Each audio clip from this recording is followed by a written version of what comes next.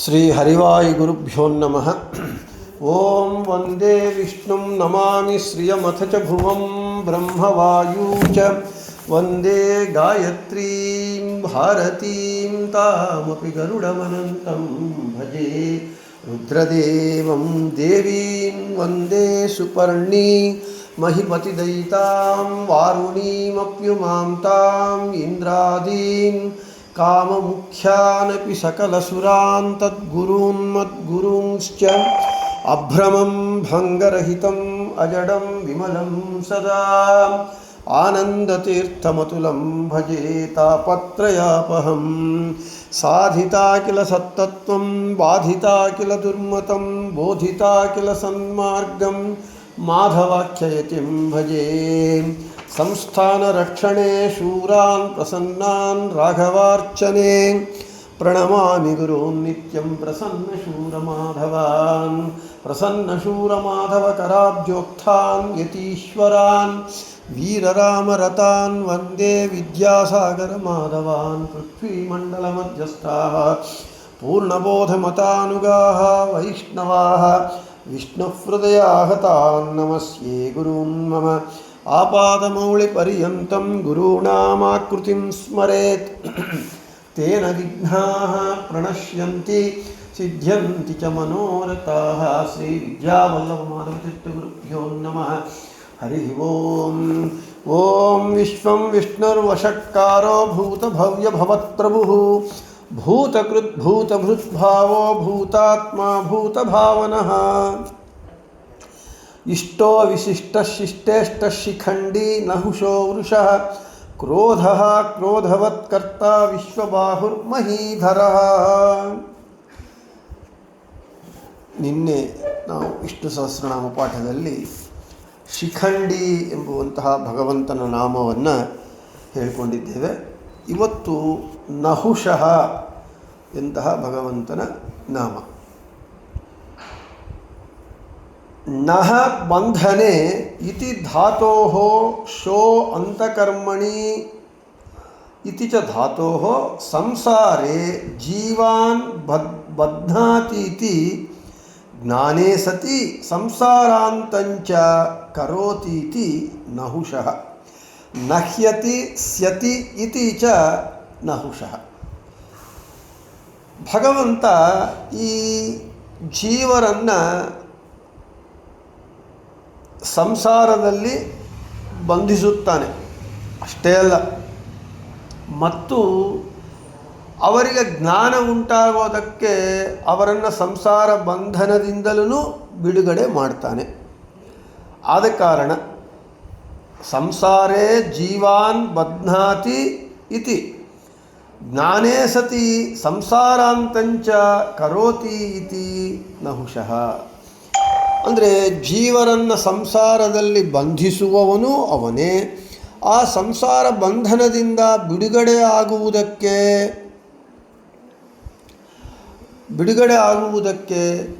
ಜ್ಞಾನ ಕೊಡುವವನು ಅವನೇ. ಅದಕ್ಕೆ ನಮಗೆ ಭಗವಂತನ ನಹುಷಃ ಅಂತ ಹೆಸರು.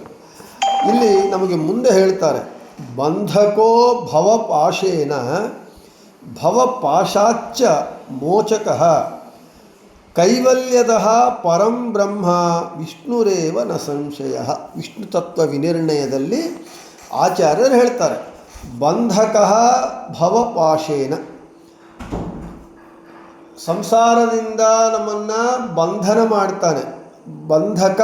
ಬಂಧನವನ್ನು ಕೊಡುವವನು ಅವನೇ.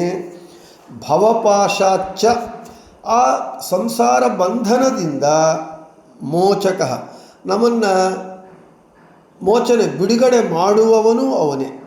ಮತ್ತು ಕೈವಲ್ಯದಃ ಪರಂ ಬ್ರಹ್ಮ, ನಮಗೆ ಕೈವಲ್ಯ ಮೋಕ್ಷವನ್ನು ಕೊಡತಕ್ಕವನು ಪರಾತ್ಪರನಾದ ಬ್ರಹ್ಮ, ಅವನು ವಿಷ್ಣು ಏವ ನ ಸಂಶಯ, ವಿಷ್ಣುವೇ ಎಂಬುದರಲ್ಲಿ ಸಂಶಯವಿಲ್ಲ.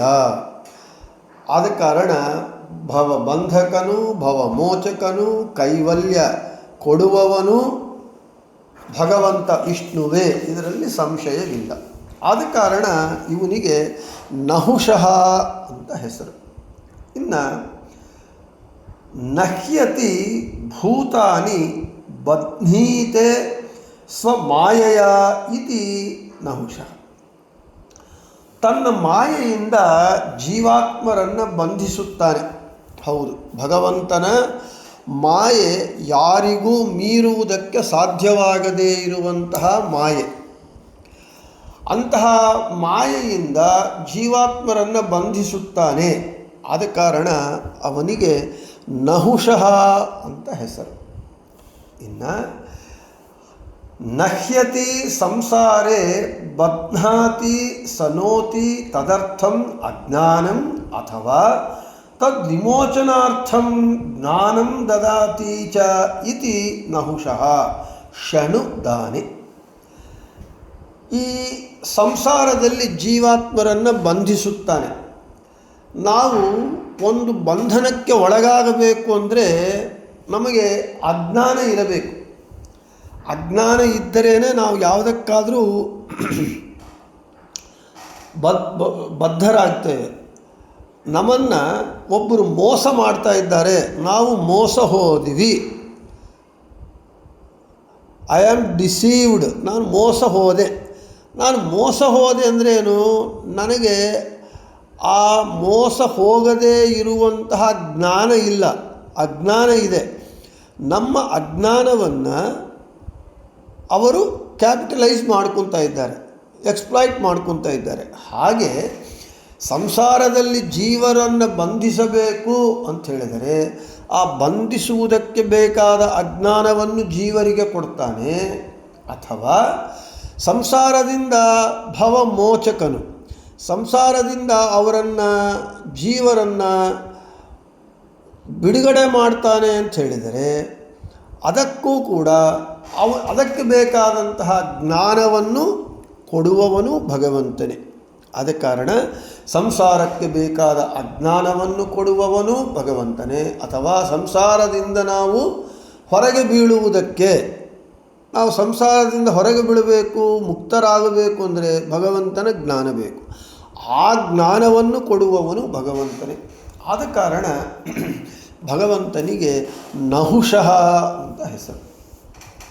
ಇನ್ನು ಭಾರತ ತಾತ್ಪರ್ಯ ನಿರ್ಣಯದಲ್ಲಿ ಆಚಾರ್ಯರು ಭವಿಷ್ಯೋತ್ತರ ಪುರಾಣ ವಾಕ್ಯವನ್ನು ಹೇಳ್ತಾರೆ. ಹೇಳಿ ಆಮೇಲೆ ಭಾಗವತ ತಾತ್ಪರ್ಯ ನಿರ್ಣಯದಲ್ಲಿ ಪದ್ಮಪುರಾಣ ವಾಕ್ಯವನ್ನು ಉಲ್ಲೇಖ ಮಾಡ್ತಾರೆ ಆಚಾರ್ಯರು. ಆ ಎರಡು ಪ್ರಮಾಣಗಳನ್ನು ಓದಿ ಆ ಪ್ರಮಾಣಗಳಲ್ಲಿ ಏನು ಹೇಳಲ್ಪಟ್ಟಿದೆ ಎಂಬುದನ್ನು ವಿವರಣೆ ಕೊಡ್ತೇನೆ. ಭಾರತ ತಾತ್ಪರ್ಯ ನಿರ್ಣಯದಲ್ಲಿ ಭವಿಷ್ಯತ್ ಪುರಾಣ ವಾಕ್ಯ: ಅಶರೀರಸ್ಯ ಜೀವಸ್ಯ ಶರೀರೋತ್ಪತ್ತಿ ಕಾರಣಂ ಈಶ್ವರೇಚ್ಛಾ ಪ್ರಾಥಮಿಕಾ ತಾಂ ವಿನಾ ನಹಿ ಕಿಂಚನ ದ್ವಿತೀಯಾ ಪ್ರಕೃತಿ ಪ್ರೋಕ್ತಾ ತದ್ರೂಪಾ ಚ ಗುಣಾಸ್ತ್ರಯಃ ತೇಷಾಂ ಸಂಪಾತಜೋ ಭವೋ ಮಮಾಹಮಿತಿ ಯಾ ಮತಿಃ ದೇಹಾತ್ ಪರಸ್ಯ ದೇಹಿತ್ವಮಹಂ ಭಾವಮೃತೆ ಕುತಃ. ಇನ್ನು ಭಾಗವತ ತಾತ್ಪರ್ಯ ನಿರ್ಣಯದಲ್ಲಿ ಪದ್ಮಪುರಾಣ ವಾಕ್ಯ: ಜ್ಞಾನೇಂದ್ರಿಯೈಶ್ಚ ಮನಸಾ ಸತ್ವಂ ಬಧ್ನಾತಿ ಪೂರುಷಂ ರಜಃ ಕಾರ್ಮೇಂದ್ರಿಯೈರ್ನಿತ್ಯಂ ಶರೀರೇಣ ತಮಸ್ತಥಾ ಅಂತರಂ ಯತ್ತು ಕರ್ತೃತ್ವಂ ತತ್ ಸತ್ವೇನಾಭಿಮನ್ಯತೆ ರಜಸಾ ತ್ವಭಿಮನ್ಯೇತ ಕರಣೈಃ ಕರ್ಮಕಾರಣೈಃ ಶಾರೀರಂ ವೇದನಾದ್ಯಂತು ತಮಸಾ ತ್ವಭಿಮನ್ಯತೆ ಅಕರ್ತ ಕರಣೈರ್ಹೀನಃ ಶರೀರೇಣ ವಿವರ್ಜಿತಃ ನಿತ್ಯಜ್ಞಾನಸ್ವರೂಪೋಸೌ ಗುಣೈರೇವಾಭಿಮನ್ಯತೆ.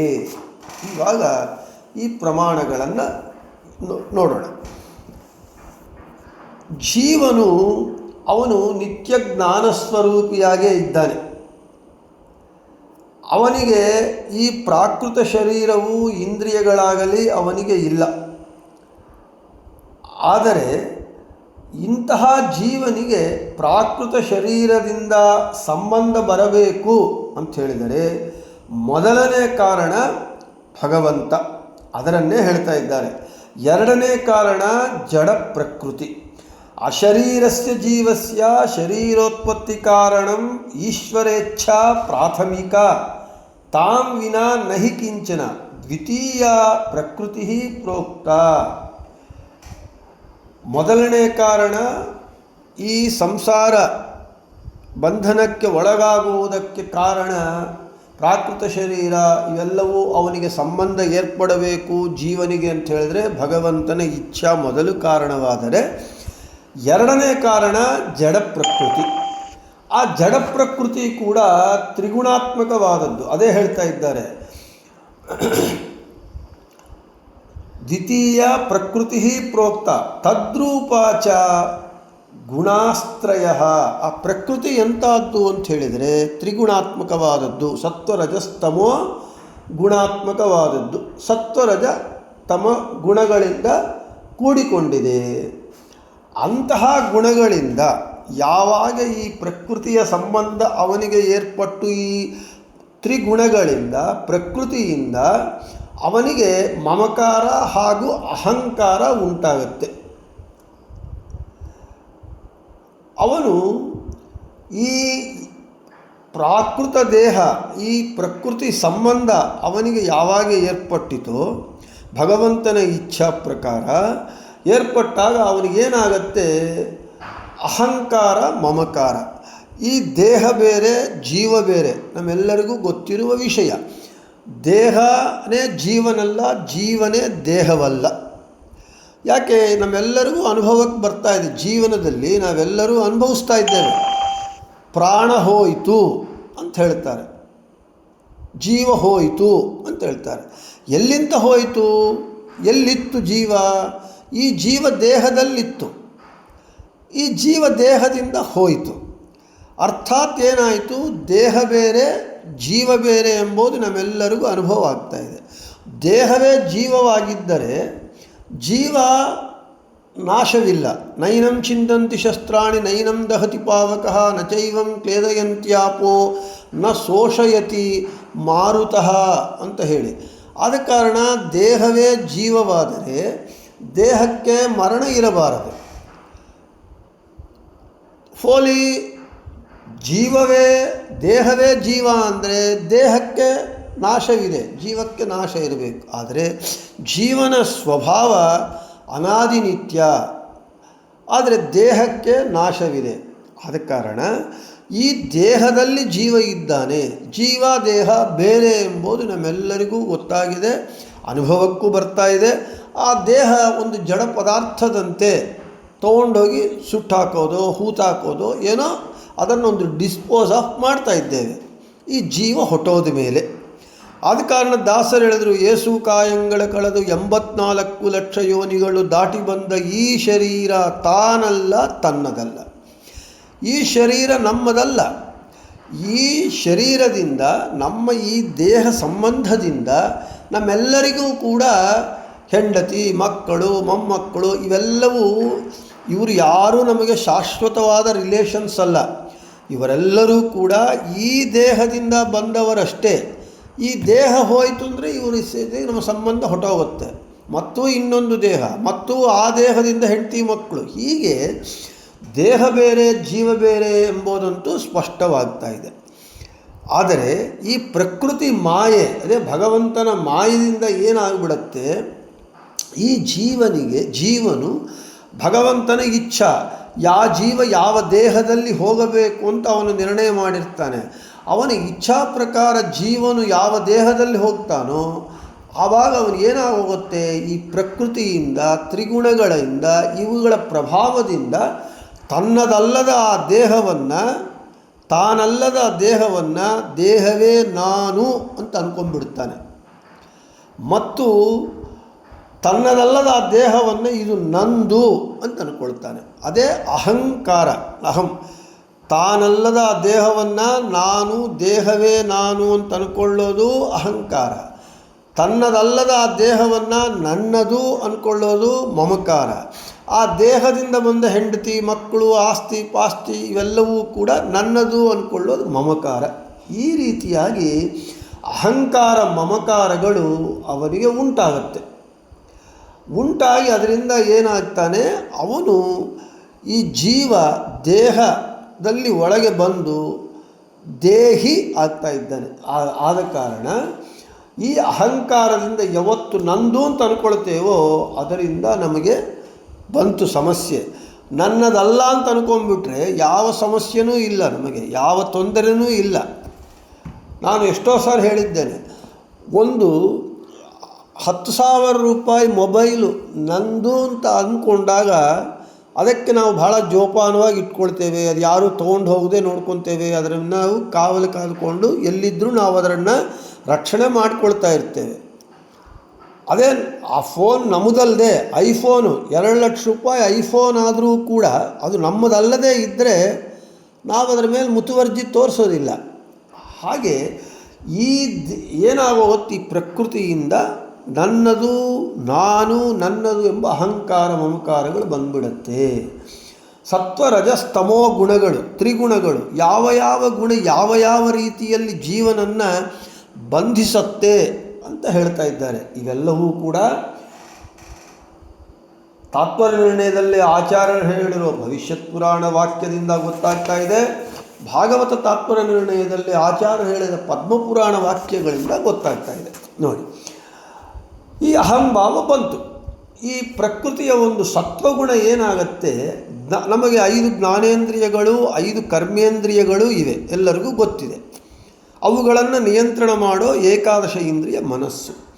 ಈ ಸತ್ವಗುಣ ಜ್ಞಾನೇಂದ್ರಿಯಗಳಿಂದ ಜೀವನನ್ನು ಬಂಧಿಸುತ್ತೆ.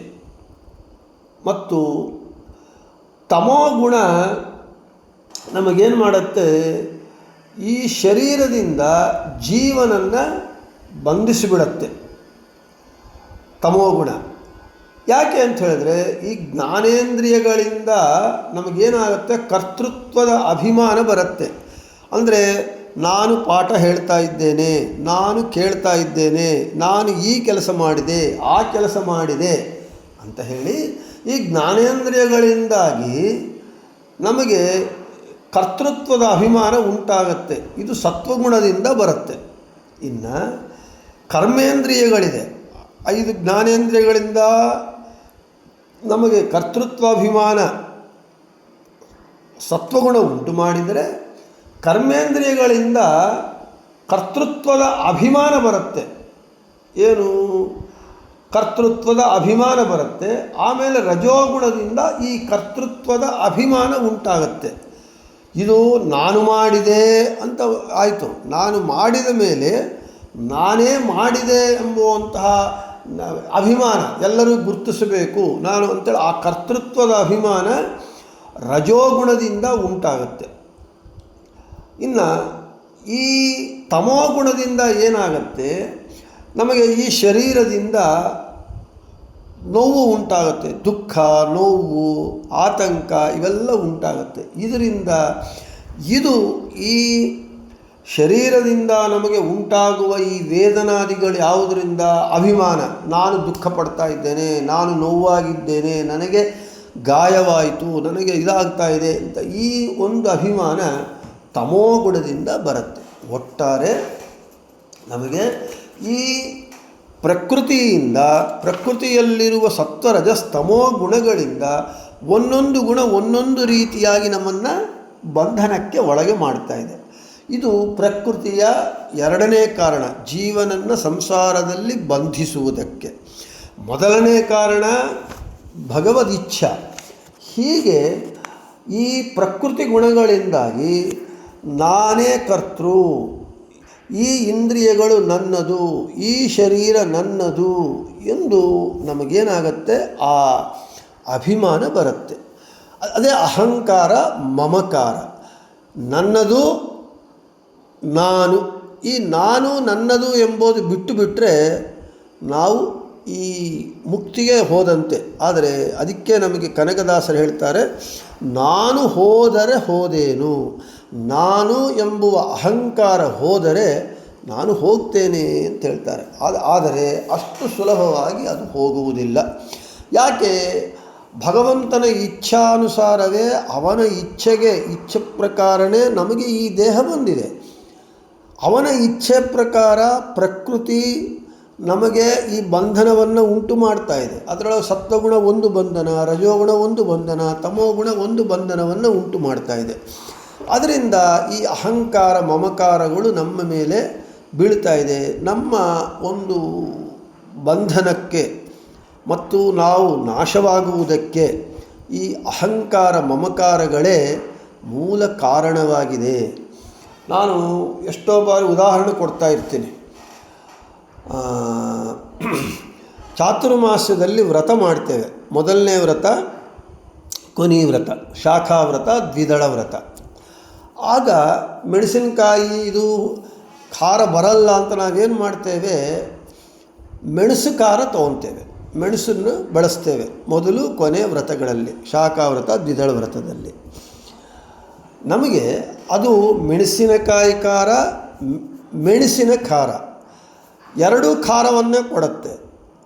ನಮಗೆ ಆ ಮೆಣಸು ಖಾರ ವ್ರತದಲ್ಲಿ ರುಚಿ ಬರಬೇಕು ಅಂತೇಳಿ ಹೆಚ್ಚಾಗಿ ಮೆಣಸು ಹಾಕ್ಬಿಟ್ರೆ ಏನಾಗುತ್ತೆ, ರುಚಿಗಾಗಿ ಆ ತಿನ್ನೋ ಸ್ವಲ್ಪ ಹೊತ್ತು ರುಚಿ ಇರುತ್ತೆ ನಾಲಿಗೆ ಮೇಲೆ, ಆಮೇಲೆ ಹೊಟ್ಟೋಗುತ್ತೆ. ಸ್ವಲ್ಪ ಒಂದೆರಡು ನಿಮಿಷಗಳ ಕಾಲ ರುಚಿಗಾಗಿ ಹೆಚ್ಚು ಮೆಣಸು ತಿಂದರೆ ತೊಂದರೆ ಜಾಸ್ತಿ ಆಗುತ್ತೆ. ಹಾಗೆ ಮೆಣಸಿನಕಾಯಿ ಒಳ್ಳೆ ರುಚಿ ಬೇಕು ಅಂತೇಳಿ ಒಳ್ಳೆ ಖಾರ ಉಪ್ಪು ಹಾಕಿ ಒಳ್ಳೆ ಮೆಣಸಿನಕಾಯಿ ಬಜ್ಜಿ ದಂಡ ತಿಂದುಬಿಟ್ರೆ ಏನಾಗುತ್ತೆ, ಅದು ನಮಗೆ ತೊಂದರೆ ಕೊಡುತ್ತೆ.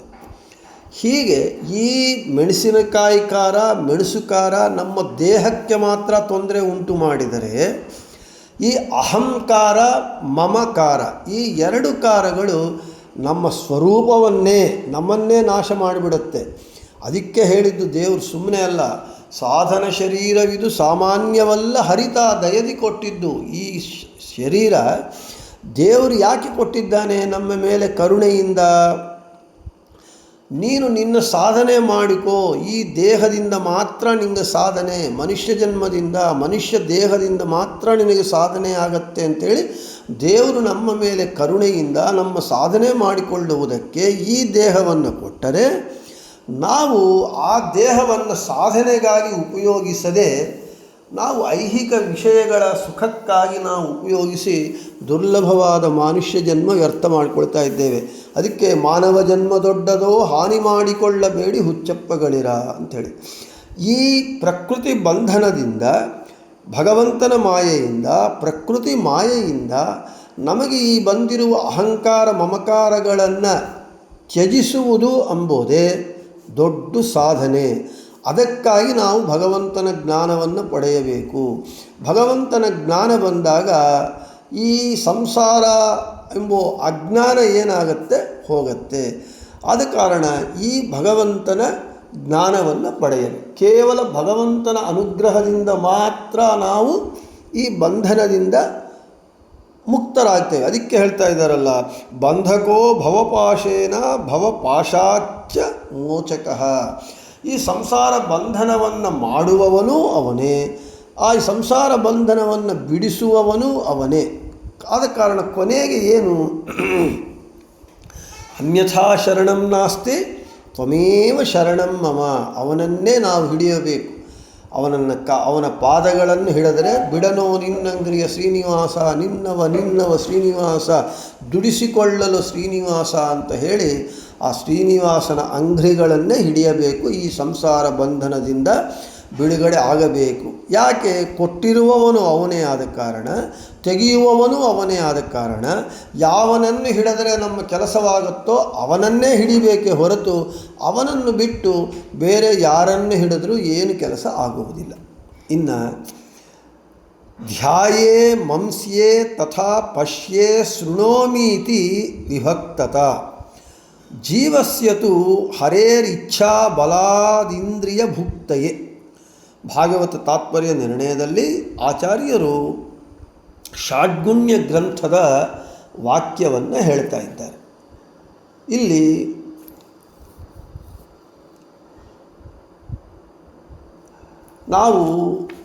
ನಾನು ಇಷ್ಟು ಜಪ ಮಾಡಿದೆ, ನಾನು ರಾಯರ ಜಪ ಇಷ್ಟು ಮಾಡಿದೆ, ನರಸಿಂಹ ಮಂತ್ರ ಜಪ ಇಷ್ಟು ಮಾಡಿದೆ, ಕೃಷ್ಣ ಮಂತ್ರ ಜಪ ಇಷ್ಟು ಮಾಡಿದೆ, ನಾರಾಯಣ ಮಂತ್ರ ಇಷ್ಟು ಜಪ ಮಾಡಿದೆ ಅಂಥೇಳಿ ನಾನೇ ಧ್ಯಾನ ಮಾಡಿದೆ, ನಾನೇ ಮನನ ಮಾಡಿದೆ, ನಾನೇ ನೋಡಿದೆ, ನಾನೇ ಕೇಳಿದೆ, ನಾನೇ ಪಾಠ ಹೇಳಿದೆ, ನಾನೇ ಕೇಳಿದೆ ಎಂಬುವಂತಹ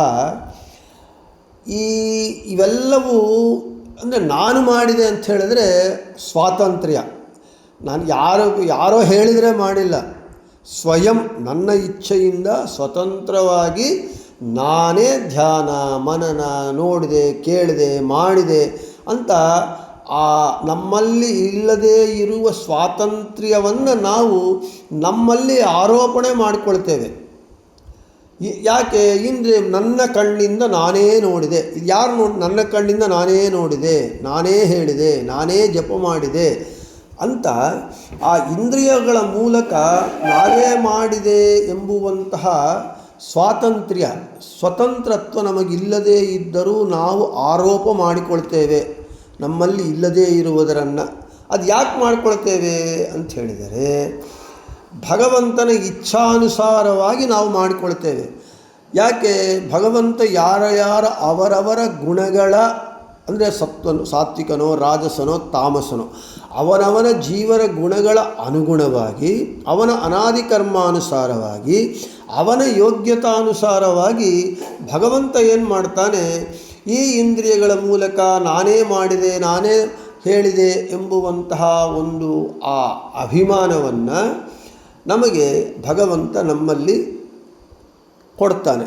ಅದರಿಂದ ನಾನು ಮಾಡಿದೆ. ಆದರೆ ದಿನಾಲೂ ನಾವು ದೇವ್ರ ಪೂಜೆ ಮಾಡೋಳು ನಾವು ಹೇಳ್ತೀವಿ, ನಾಹಂಕರ್ತ ಹರಿಃಕರ್ತ ಕರ್ಮಚಾಕಿಲಂ ತಥಾಪಿ ಮತ್ಕೃತ ಪೂಜಾ ತತ್ಪ್ರಸಾದೇನ ನ ಅನ್ಯಥಾ ಅಂತೇಳಿ. ನಾನು ಕರ್ತನಲ್ಲ, ಭಗವಂತನೇ ಕರ್ತ. ಇಲ್ಲಿಯವರೆಗೂ ನಾನು ಮಾಡಿರುವಂತಹ ನನ್ನಿಂದ ನಡೆಸಲ್ಪಟ್ಟ ಪೂಜೆಯೂ ಕೂಡ ಭಗವಂತನ ದಯದಿಂದಲೇ ಆಗಿದೆ, ನನ್ನಿಂದ ಅಲ್ಲ ಅಂತ ನಾವು ಹೇಳ್ತೇವೆ ಮಂತ್ರ. ಆದರೆ ಆ ಮಂತ್ರದ ಅರ್ಥ ಅನುಸಂಧಾನ ಇಲ್ಲದೆ ಹೊರಗೆ ಬಂದು ನೋಡಿದೆಯಾ ನಾನು ಎಷ್ಟೊತ್ತು ಪೂಜೆ ಮಾಡಿದೆ, 2 ಗಂಟೆ ಪೂಜೆ ಮಾಡಿದೆ, 3 ಗಂಟೆ ಪೂಜೆ ಮಾಡಿದೆ, 2 ಗಂಟೆ ಜಪ ಮಾಡಿದೆ, ಈ ರೀತಿಯಾಗಿ ನಾನು ಮಾಡಿದೆ ಅಂತ ಯಾವಾಗ ಹೇಳಿಕೊಳ್ತೇವೆ ಅಲ್ಲಿಗೆಲ್ಲ ಮುಗಿತು, ನಾವು ಮಾಡಿದ್ದೆಲ್ಲ ನಿಷ್ಫಲವಾಗುತ್ತೆ. ಇದು ಭಗವಂತನೇ ನಮ್ಮ ಇಂದ್ರಿಯಗಳ ಮೂಲಕ ನಮಗೆ ಆ ಒಂದು ನಾನು ಮಾಡಿದೆ ಎಂಬುವಂಥ ಭಾವನೆಯನ್ನು ಕೊಡ್ತಾನೆ. ಆ ಭಾವನೆ ನಮಗೆ ಹೋಗಬೇಕು ಅಂತ ಹೇಳಿದರೆ ನಾಹಂಕರ್ತ ಹರಿಃಕರ್ತ ಅಂತ ಕೇವಲ ಬಾಯಿಯಿಂದ ಹೇಳುವುದಲ್ಲದೆ ಯಾಂತ್ರಿಕವಾಗಿ ಅದರನ್ನು ಅನುಸಂಧಾನಪೂರ್ವಕವಾಗಿ ಹೇಳಿ ಅದರನ್ನು ನಾವು ಜೀವನದಲ್ಲಿ ಅಳವಡಿಸಿಕೊಳ್ಳಬೇಕು. ಆ ಅಪ್ಲಿಕೇಶನ್ ನಮಗೆ ಬರಬೇಕು ಅಂತ ಹೇಳಿದರೆ ನಾವು ಭಗವಂತನನ್ನು ಮೊರೆ ಹೋಗಬೇಕು. ಸ್ವಾಮಿ, ನನಗೆ ಈ ಅಜ್ಞಾನವನ್ನು, ಈ ಮಾಯೆಯಿಂದ ನನ್ನ ಬಿಡುಗಡೆ ಮಾಡಿ ನೀನು ಮಾಡಿಸುತ್ತಾ ಇದ್ದೀಯಾ ಎಂಬುವಂತಹ ಜ್ಞಾನ ನನಗೆ ಕೊಡು ಅಂತ ಅವನನ್ನು ಪ್ರಾರ್ಥನೆ ಮಾಡಬೇಕು. ಯಾವಾಗ ಅವನ ಒಂದು ಅನುಗ್ರಹ ಆಗುತ್ತೋ ನಮಗೆ ಈ ಕರ್ತೃತ್ವಾಭಿಮಾನ ಇಲ್ಲದೇ ಇರುವ ನಮ್ಮಲ್ಲಿ ಇಲ್ಲದಿರುವ ಸ್ವಾತಂತ್ರ್ಯಾಭಿಮಾನ ಮಮಕಾರಗಳು ಇವೆಲ್ಲವೂ ಹೋಗುತ್ತೆ. ಇವುಗಳನ್ನು ಕೊಡುವವನು ಕಳೆಯುವವನು ಭಗವಂತನೇ ಆದ ಕಾರಣ ನಹುಷಃ ಅಂತ ಅವನಿಗೆ ಹೆಸರು ಅಂತ ಹೇಳ್ತಾ ಇನ್ನು ನಹುಷಃ ಶಬ್ದಕ್ಕೆ ಅನೇಕ ಪ್ರಮಾಣಗಳಿಂದ ಹೇಳ್ತಾರೆ. ಅವುಗಳನ್ನು ನಾಳೆ ಹೇಳ್ಕೊಳ್ಳೋಣ ಅಂತ ಹೇಳ್ತಾ ಶ್ರೀಕೃಷ್ಣಾರ್ಪಣಮಸ್ತು ಮಧ್ವೇಶಾರ್ಪಣಮಸ್ತು. ಎಲ್ಲರಿಗೂ ಶುಭ.